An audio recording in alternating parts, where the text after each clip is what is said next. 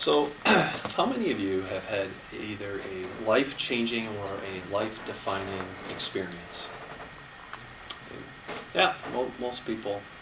I also have, and I am about to tell you of one. So, I was about 14, didn't really know what I was doing, not very worldly, and I got a little high. No, wait, I'm not talking about that. we'll tell you as I go on. So, I was a freshman, 14 freshman in high school. I was actually from Michigan. So, it was about January. It was a crisp, cold day, a lot of snow on the ground, and I decided what would be fun? Sledding. Sledding would be fun. Let's call our neighborhood friends, Ryan and Aaron Taylor, and my brother Mike. So we called them. They're into sledding. We came out and we picked a hill. It was kind of near our house, and it was pretty steep.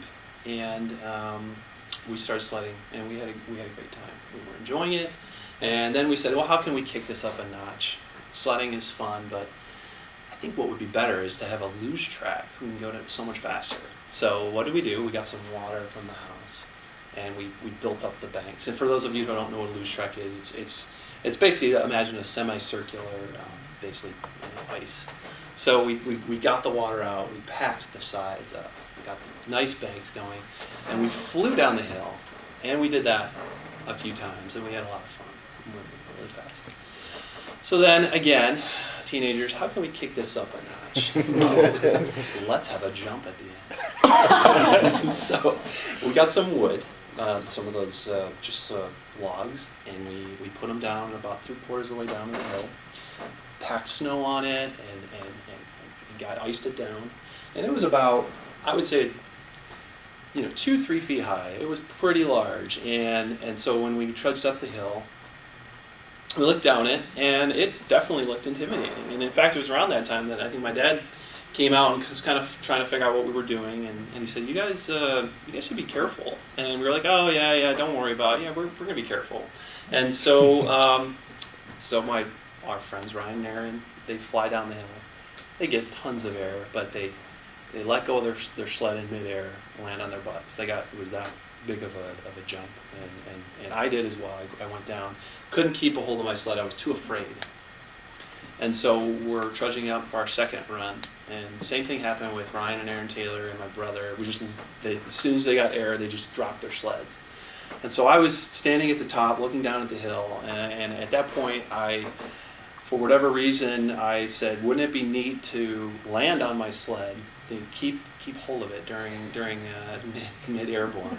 So I made that, at that moment, I made a decision to do that. And so I go down, and I was grabbing onto the sides of my sled really tight.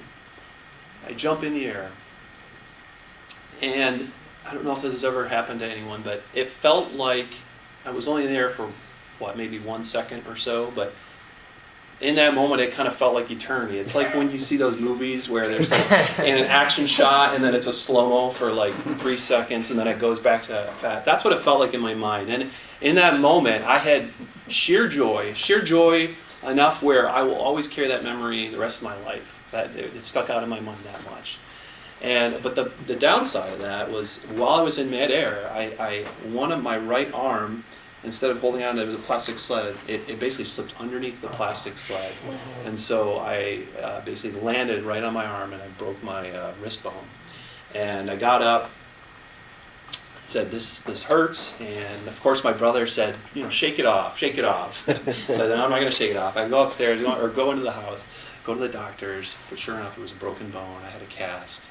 And that following week, at people at high school, when they asked me, well, how did that happen? I got a lot of ribbing for that event. So which takes me back to that experience. And there were two things that I learned. One is I had a great experience at the time, but that experience was sort of a small experience where I felt like I took kind of a calculated risk, and that stuck out in my mind. That was the first time, I think, in my life where I noticed, okay, I intentionally did this. I knew there was risk. I intentionally did it, and I had a payoff, and that stuck through with me. And so going forward, I benefited. I benefited from kind of taking calculated risks, and so I recommend that you consider that in your own in your own life. So, Melissa.